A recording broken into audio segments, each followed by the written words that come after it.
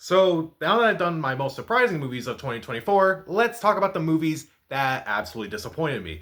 Now, these movies disappointed me for various reasons, whether it's because of the people involved in the movie, or because it's part of a franchise I like, or because it had a trailer that was really cool, or the premise sounded really interesting. Either way, no matter what, these movies kind of just let me down for one reason or another. So I'm going to start off with my dishonorable mentions. Let's start off with Borderlands. Now, I'm not going to act like I was really expecting this to be a great cinematic experience, but I was kind of hoping it would at least be fun. Like, it would at least be, fun enough to kind of overcome a lot of the mistakes it probably was going to make with it. But with the PG-13 rating, despite Eli Roth being attached to it, I knew it was going to be bad. I did not expect it to be as bad as it was. I wasn't expecting one of the worst things I had seen in a long time. With the talent of Cate Blanchett, Jamie Lee Curtis, Kevin Hart, Jack Black, it just feels like a huge waste of everyone's time, talent, money. There's just no excuse for the lack of chemistry that's not on screen. The lack of chemistry that's on screen, I mean. But the fact that it's just so boring is that's the last thing your movie should be. I wasn't expecting high art, but I was at least expecting something. Bob Marley One Love. This came out all the way back in February of last year. It was directed by Ronaldo Marcus Green, who did King Richard. And this movie feels very generic, like a very generic biopic. It's just very uninteresting. And ironically, the One Love concert is not even shown, despite the fact that it's the title of the movie. But I digress. The actors do a fine job, but I never really felt like they were the characters. It was just kind of a generic biopic and just kind of another one of those movies where I'm just like, they say someone's amazing, but I never really felt like they were amazing. I respect Bob Marley, but I feel like he deserves better than this. The Watchers. The apple doesn't fall far from the tree, with M. Night Shyamalan's daughter making her directorial debut. This movie it kind of has all of M. Night's career highlights.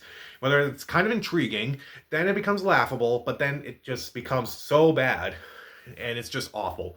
I did not care for this movie. It had a very solid beginning, a very laughable middle, but by the end, I just wanted this thing to wrap up. I was just so over it by the end. It looks great. The actors do an all right job, but I just felt like it was just a misfire.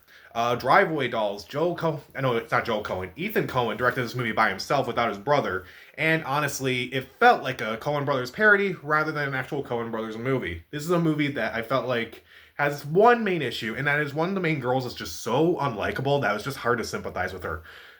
Geraldine Viswanathan does an alright job.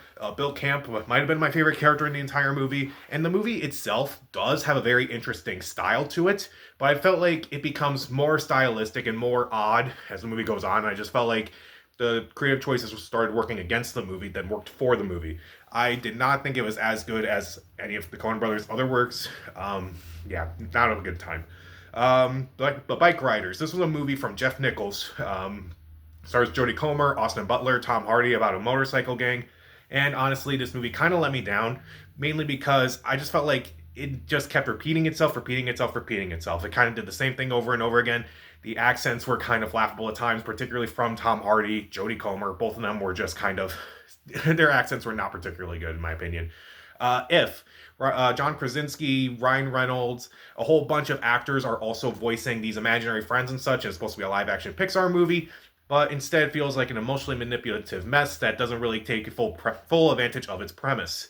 The ifs themselves look pretty cool, but they're played by actors who are basically just told, "Can you just do like 5 minutes of something and just we'll edit it together?" And that's basically the movie. It's unfortunate that so much talent was just wasted on screen. The end. This movie had a really cool premise. It's a musical that takes place years after the apocalypse about a family who may have caused the apocalypse, but the movie itself is not as strange as I think it should have been. I feel like this movie would have worked if it was just out there and just wild and just unabashed and like what it was trying to do, but I never really wanted to commit to anything.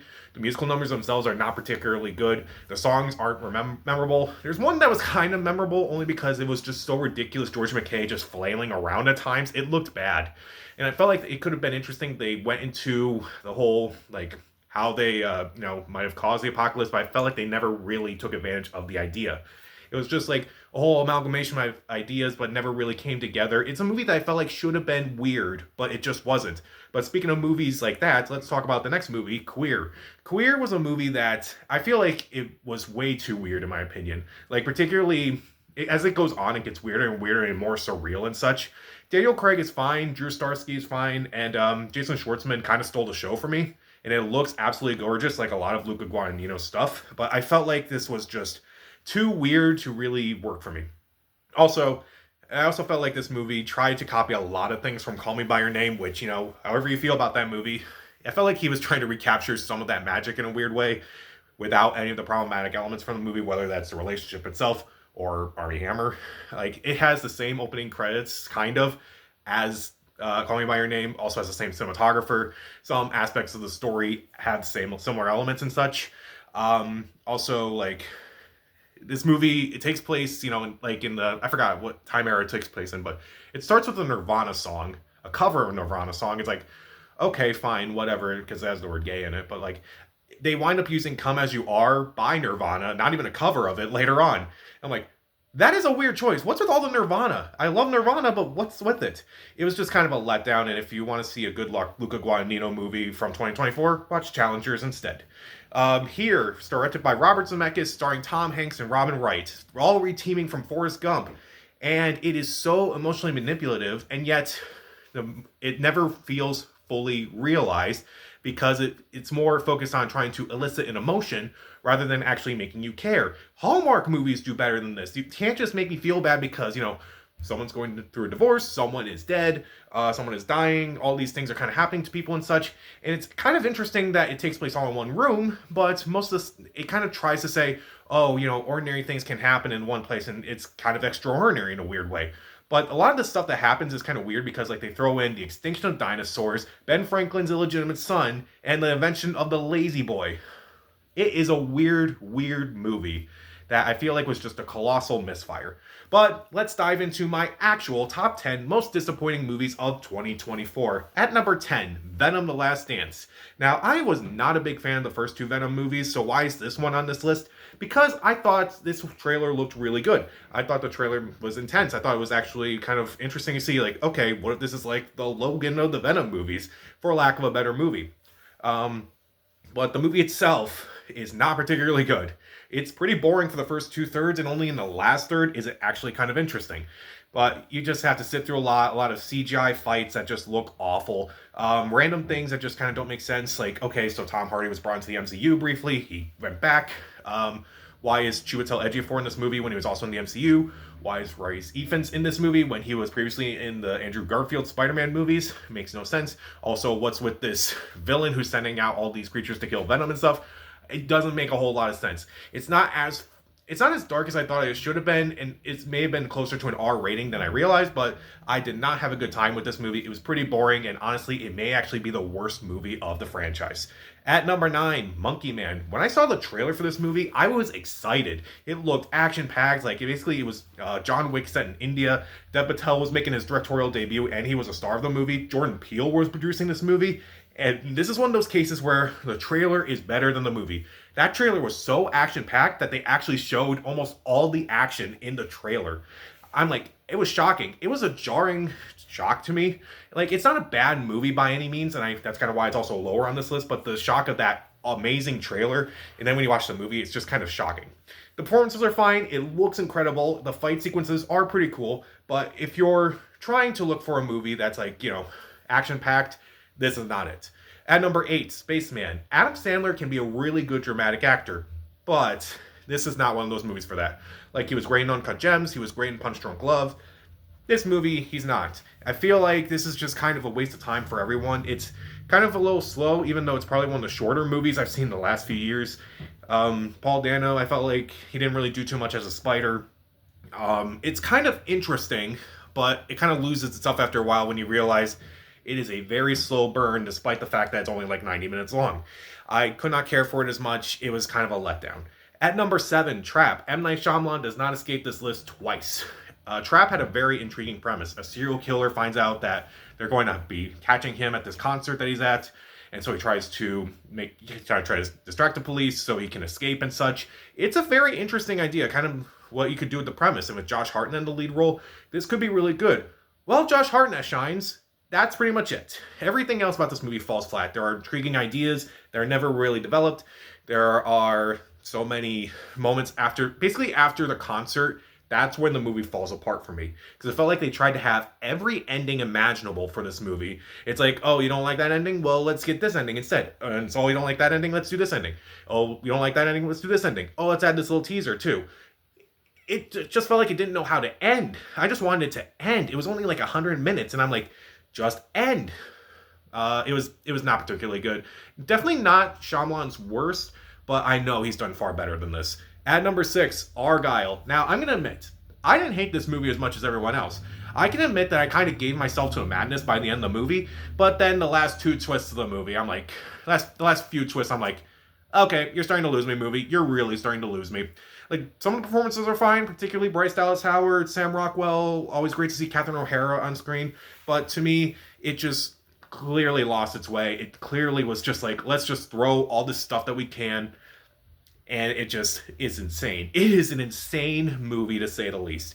Matthew Vaughn has done better with movies like Kick-Ass, X-Men First Class, the first Kingsman movie.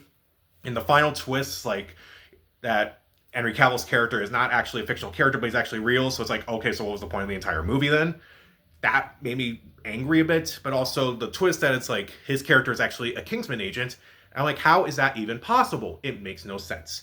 And the twist, while I didn't see it coming, I'm like, wow, I really should have seen that coming. It's a mess of a movie. It's not as bad as some people make it out to be, but it's also not particularly great considering Matthew Vaughn's filmography. Unfortunately, it's more closer to Kingsman 2 than it is to Kingsman 1. At number 5, The Lord of the Rings, The War of the Rohirrim. This was a movie that has some of the most gorgeous animation I've seen, but has some of the flattest characters I've ever seen. These characters are very boring. They're cardboard cutouts of characters rather than actual characters. And there are so many hidden jokes, like so many inside jokes to The Lord of the Rings that even I'm like, come on. Now, I'm not a big fan of the Lord of the Rings franchise. Like, I don't get me wrong, I respect the trilogy. I have watched the trilogy again since then and kind of in preparation for this movie. But I kind of slowly am realizing, ever since that original trilogy, anytime they tried to bring back Lord of the Rings, it kind of just got worse. Like, they tried to do it with The Hobbit. Those movies weren't particularly great. Then The Lord of the Rings, Rings of Power, which I kind of gave up on after season 1. And now this, I kind of feel like they're kind of just trying to milk it at this point. And I feel like this franchise does deserve better. At number 4, Ghostbusters Frozen Empire. Now, I actually really liked Ghostbusters Afterlife quite a bit. I thought it was charming. I thought it was fun. I thought the emotions were very well handled and such. I thought the new characters were good. And I did like the use of the original characters and such. So the fact that they bring it to New York City, try to combine both characters, and it just falls flat. A lot of the Easter eggs are more obvious this time than they were in Ghostbusters Afterlife. It's so bad. Like, one of them is just Paul Rudd singing the Ghostbusters song. That is lazy right there. Paul Rudd deserves better. Literally everyone in this movie deserves better. The jokes didn't work. So many twists happened. I just did not have a good time watching this movie. It wasn't good. It was bad. At number 3, Kung Fu Panda 4. Now, I didn't see the first 3 Kung Fu Panda movies in theaters. I watched them later on down the line. Remember Kung Fu Panda 1 came out and I'm like, this looks childish. Why would I want to see this movie? And it wasn't until some people kind of convinced me, hey, you should watch these movies. And eventually I did. And I'm so glad I did, because those movies are really good. They're well animated. They have great characters, great voice acting. The themes are very well done. It is incredible. Those movies are really good. And I thought, with Kung Fu Panda 3, it was like, okay, this isn't the best movie of the franchise, but it's still a great send-off to the characters and such. And then they made Kung Fu Panda 4, which, the fact that they don't have the Furious 5 in it, the fact that a lot of these characters are sidelined, it feels like a very made-for-TV movie rather than an actual movie itself, despite the fact that Jack Black is back in this movie.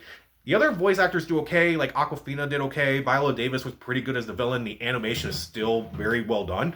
I just felt like it was just a huge step down from the first 3 movies. Even the Kung Fu Panda 3, which, I thought was a kind of a step down from Kung Fu Panda 2, this is an even bigger step down. I'm like, wow, I could not believe it. This was kind of what I feared the Kung Fu Panda franchise was going to be like when I first saw that Kung Fu Panda 1 trailer. Childish, kind of pointless, doesn't really do anything new, and it was just kind of a letdown. At number 2, Megalopolis. I had never seen a Francis Ford Coppola movie in a movie theater before, and that'll change with Megalopolis.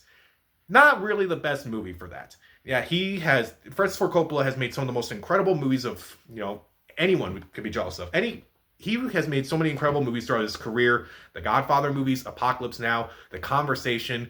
Dude knows how to make excellent films. And he has been developing this movie since he was making those movies almost 50 years ago. And basically, it seemed like he didn't know how to make this movie without the technology. So he finally did it. And I don't know if he actually developed the script. You had 50 years to work on this movie, and you couldn't develop the script. It has so many talented actors involved. Adam Driver, Giancarlo Esposito, Dustin Hoffman, Jon Voight, Shia LaBeouf, Aubrey Plaza, Nathalie Emmanuel, Talia Shire. There's so many people in this movie that honestly, most of them are just wasted. Most of them are just, and even though I appreciate a lot of the attention to detail, I felt like it was also trying to say way too much. I felt like it was trying to say a lot, but by the end, it was really saying nothing. And I felt like it was all kind of just pointless, in my opinion. This was a movie that it's either too insane or too boring, and there's never a moment in between where it's neither of those things. It is a mess. So it can go back to the club and just go away. Just go away. But my number one most disappointing movie of 2024 was Joker Folie à Deux. I don't care if I'm pronouncing that correctly, but then again, I don't care about anything about this movie. This movie was a huge letdown. Now, I will say, Joaquin Phoenix, good. Lady Gaga, good. The cinematography is beautiful. Everything else about this movie is not. Also, the cartoon at the beginning was good. Pretty much everything else about this movie is not. The musical numbers are pretty bad for the most part. The singing is pretty bad. The score itself, pretty bad considering the score from the first movie was excellent. The score in this movie is just literally ripped from the first movie. The new characters didn't do too much. The courtroom stuff is just insane. Even someone like me who has never gone to law school or been in a courtroom, I'm like, who would allow any of the stuff that's happening in this courtroom to actually happen? Whether that's the judge or whether that's, basically the defendant saying, I'm going to fire my attorney and just going to represent myself and have no witnesses. Also, is it okay if my psychopathic girlfriend sits right next to me during this trial? Who would allow that crap? I don't understand who. And also, there's so many errors, so many ridiculous moments. So many stuff was cut out of this movie, and it was just crazy to me. Like, there are rumors that this may have been a movie where Todd Phillips basically just said, hey, I made this movie that did really well, and I don't know if I really like that it's doing well. People are misunderstanding it, so I'm going to make this movie kind of say, screw you guys for liking this movie so much. And I can kind of see like what some of the things he was trying to go for with this movie, but I feel like most of it was just not really thought out. If you have an instinct about a movie, maybe you should trust that first. Like Joker 1, it felt like so open and shut that it's like, what's the point of the sequel? Why would you make a sequel to a movie like that? Well, the first one cost only $50 million to make and made over $1 billion worldwide. So let's give you a massive budget for the second movie, like $200 million, and do whatever you want with it. Okay, so we made this movie that is clearly trying to go against everything that the first movie tried to do. It is pointless. It's not as interesting. I feel like it was just kind of a retread at times of the first movie. I felt like they really disappointed Lady Gaga's character. It was just a mess of a movie. And while I can't say it was the worst movie of the year, I can't really say I liked it enough to really recommend it. That was wild. And not in a fun way. So, those are my picks for the most disappointing movies of 2024. What movies really disappointed you in the last year? Comment down below, subscribe to the channel. This is Pat. Stay safe.